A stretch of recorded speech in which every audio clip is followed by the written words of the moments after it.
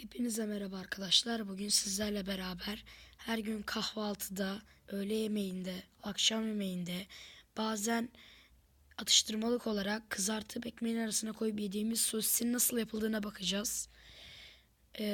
Ben daha önce izlememiştim. Sizlerle birlikte izleyeceğim. Evet, videoya geçelim. Hot dogs are an all-American fare, but most likely it was German sausage makers who first came up with the idea.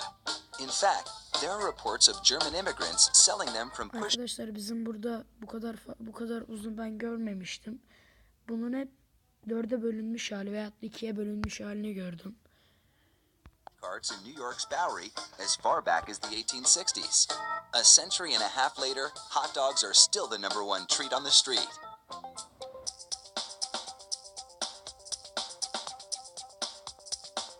Traditional hot dogs are made from a mix of pork, beef, and chicken. The cuts they start with are called trimmings, pieces of meat left over from cutting steaks or pork chops. Oy, o ne öyle canlı et mi? İğrenç.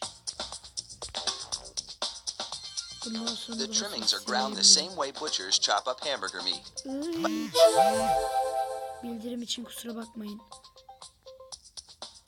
Kusura bakmayın ama iğrenç bir görünüm var şu anda. Processed chicken trimmings are added to the ground meat, followed by food O nasıl bir starch, şeydi öyle? salt, Ama nimet öyle and other denilmez. flavorings. These flavorings Şeker vary o ne ya? depending on where the hot dogs are to be sold, because people in different regions have Yo. different tastes. Ona rengini veren bir şey galiba. Water is sprayed Su into the mix, ekliyorlar. and everything is blended together in a big vat.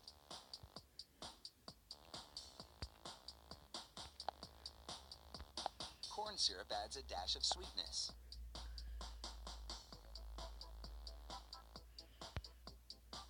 Arkadaşlar kalitesini yükseltmem lazım.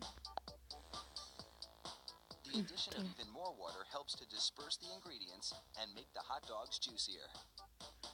Another O machine galiba then lapa purees the olana meat kadar batter su into a fine ekliyorlar. emulsion and vacuums out İnsan any o bir air. boruları temizler, o ne ya? Şeklini alması için galiba Long onlar. rolls of cellulose tubing are loaded into the stuffing machine. It pumps the meat puree into these casings, twisting it every 5¼ inches, the length of one hot dog. It takes just 35 seconds to make a chain of hot dogs that would span a Sürekli soccer field üretiyorlar. twice.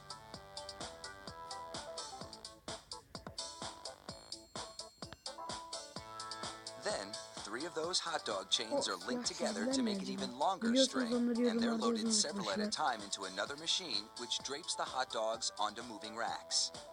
The process is carefully timed so that a twist always lands on the Oh. Dondu. Ben olana kadar videoyu durduruyorum arkadaşlar. Evet arkadaşlar.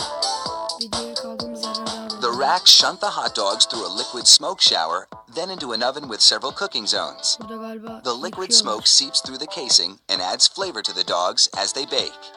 pişiriyorlar. Onun rengini kazandırmak için. Hot out of the oven, these franks are drenched in cold salty water to chill them in preparation for packaging.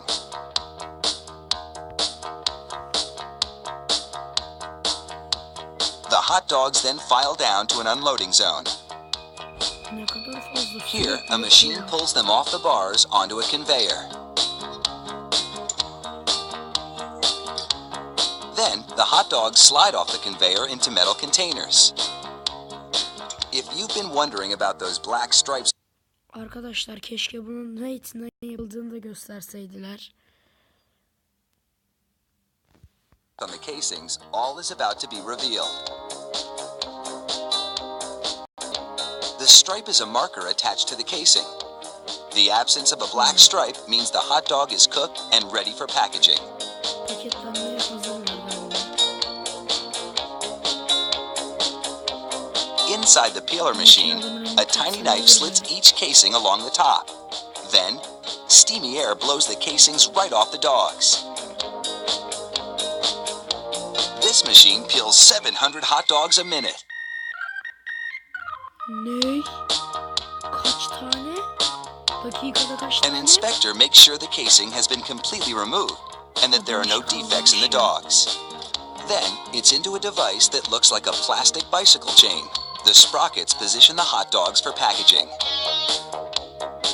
Paketliyorlar. This factory manufactures an incredible 300,000 hot dogs an hour. That's close to 2.5 million per shift. They really do churn them out like sausages. Fire up the grill and a mouth-watering meal is just minutes away. İşte hazır.